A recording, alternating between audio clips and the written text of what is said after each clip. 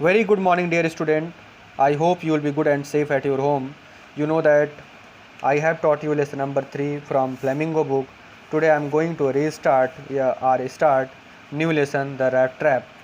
This is very interesting lesson. Before teaching this lesson, I want to introduce about this lesson. The story is set amidst the mine of Sweden, which Sweden rich in iron ore, जहाँ पे iron की खदान रहती है, which figure a large in the history of the legends of that country. The story is told somewhat in the manner of fairy tale. ये जो कहानी है स्वीडन की है। स्वीडन एक कंट्री है, वहाँ के लोहे की खादान की कहानी है। लोहे जो निकाले जाते हैं, ऐस्क निकाले जाते हैं, कच्चे लोहे वहाँ से। और इसका जो जिक्र है ये वहाँ के हिस्ट्री में, वहाँ के एनल्स भी बोलते हैं हिस्ट्री को, में कहानियाँ वर्णित है, जो कि एक तरीके से मनगढ़ंत हैं, फेरी टेल है। फेरी मतलब आप जानते हैं मनगढ़ंत कहानियाँ होती हैं। तो ये बात है वंस अपॉन अ टाइम, एक समय की बात है। देयर वाज अ मैन, एक आदमी था वहाँ पे, who went around selling small rat traps, जो रैट ट्रैप्स बेचा करता था घूम फिर के। ही मेड देम हिमसेल्फ, वह उसको खुद बनाता था। एट ऑड मोमेंट, बहुत ही ऑड मोमेंट में, ऑड सिचुएशन में। From the material he got by begging in the store और एट द बिग फार्म, जो मटेरियल वह इकट्ठा करता था बनाने के लिए रैट ट्रैप, वह कहाँ से प्राप्त करता था? वह इस मटेरियल को प्राप्त करता था, भीख मांगता था, वहाँ से प्राप्त करता था, या उसको किसी फार्म से, जहाँ पे बनते हैं बड़े बड़े फार्म आयरन के सामान, वहाँ से छोटे मोटे टुकड़े जो रहते थे लोहे के, इसको इकट्ठा करता था, उसी से बनाता था। But even so the business was not specially profitable, फिर भी उसका जो बिजनेस था उसमें कोई भी प्रॉफिट नहीं हो रहा था, specially profitable. So he had resort, इसलिए उसने क्या किया कि रिजॉर्ट मतलब आश्रय, आश्रय होता है, रिजॉर्ट बोलते हैं, जहाँ पर हम अपने आश्रय को चलाने के लिए, बोथ बेगिंग, वह अपने जीविका को चलाने के लिए उसने क्या किया कि resort both begging and piety theory part to keep body and soul together, अपने बॉडी और सोल तभी रहेगा जब इंसान जिंदा रहेगा, और इंसान जिंदा तभी रहेगा जब वह खाना खाएगा। तो अपने जीविका को चलाने के लिए वह सोचता है कि सिर्फ़ और सिर्फ जो हम रैट ट्रैप है इसको बेचने से काम नहीं चलने वाला है। वह कहता है कि हम थीवरी भी करेंगे, चोरी भी करेंगे, और साथ में अपना रैट ट्रैप भी सेल करेंगे। इवन सो हिज क्लोथ वर इन रैक्स, उसके जो कपड़े थे फटे पुराने थे, फट गए थे।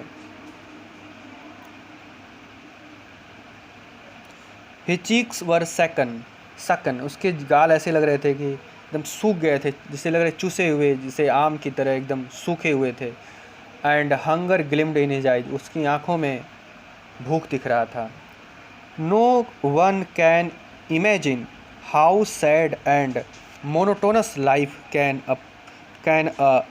Appear to such a vagabond who plods along the road left to his own meditation। कोई भी इस बात की कल्पना नहीं कर सकता है कि इस प्रकार के जो घुमक्कड़ जीवन बिताने वाले लोग होते हैं उनका जीवन कितना उदास और नीरस होता है। वह खुद की ही कल्पना में खोया रहता है। वेगाबाउंड मतलब होता है घुमक्कड़, रोड पर घूमता हुआ रहता है। But one day this man had fallen into line of thought, लेकिन एक दिन की बात है कि यह आदमी कुछ सोचता है और एक पाथ पकड़ता है, line of thought, which really seemed him the entertaining, जो उसके लिए बहुत ही इंटरटेनिंग था।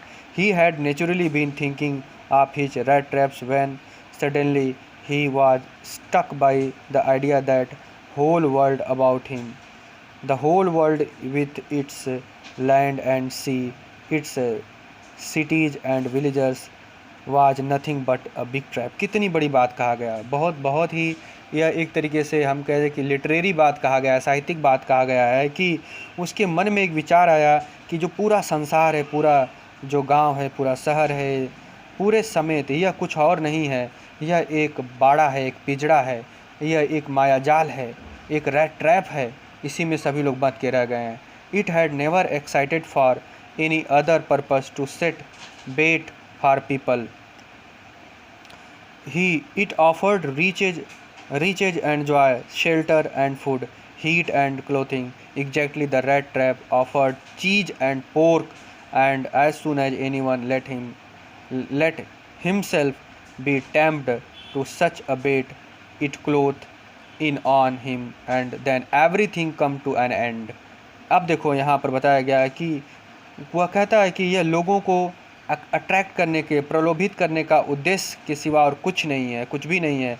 कहता है कि इससे जो धन और आनंद और मकान जो प्राप्त होगा, जो कपड़े प्राप्त होंगे, ठीक उसी तरह जैसे कि पिंजरा जो होता है उसमें पनीर और मांस पेश किया जाता है, जो शेर होते हैं या कोई जानवर होते हैं उनको प्रलोभित करने के लिए एक जैसे पिंजरा होता है, उसमें हम किसी जानवर को ज़िंदा रखने के लिए हम पोर्क मतलब होता है सूअर का मांस, और पनीर चीज़ जानते हैं या पेश किया जाता है। उसी तरह हमारे जीवन में भी, मानव जीवन भी इसी तरीके से एक पिंजरे के समान है, जहाँ पर कपड़ा, धन, दौलत सब कुछ पेश किया जाता है और हम इस पिंजरे में बन के रह जाते हैं। तो एक तरीके से मैंने इसको समराइज़ करके बता दिया कि पूरी बात राइटर कहना क्या चाहता है। तो अब लाइन बाय लाइन पढ़ाने में बहुत टाइम लगेगा बच्चों, इसलिए मैं अब इस लेसन को समराइज़ करके बताऊंगा। 4 लाइन 5 लाइन पढ़ लूँगा, फिर उसकी समरी बता दूंगा। 4 लाइन 5 लाइन पढ़ लूँगा, फिर उसका मीनिंग बता दूंगा, तब जल्दी फिनिश होगा। तो अगर आपको कोई प्रॉब्लम होगी समझने में तो आप मुझे मैसेज करके या कॉल करके बता सकते हैं, तो लाइन बाय लाइन बता दूँगा। लेकिन लाइन बाय लाइन बताने में बहुत टाइम लगता है, और आपका स्टैंडर्ड भी अब ज़्यादा है, क्लास 12 के बच्चे हैं, तो इसको मैं उम्मीद करता हूँ कि आप समझ सकते हैं।